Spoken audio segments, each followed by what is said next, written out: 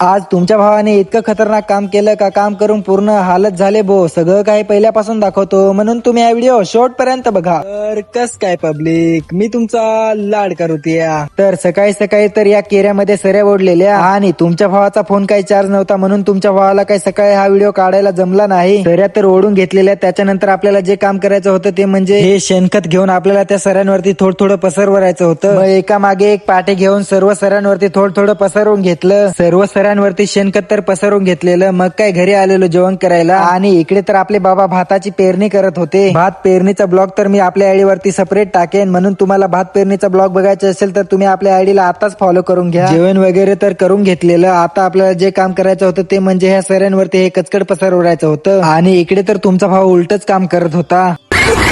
मग आपल्याकडून ते वडिलांनी घेऊन घेतलं. मग तुमचा भाऊ त्या कचकडावरती माती दाबत होता. काम करून करून तर आपल्या हाताला डायरेक्ट फोडच आलेले. बट क्या कर सकते है, करना तो पडेगा ना मेरी जान. आज कमाएंगा तो कल बैठकर खाएंगा.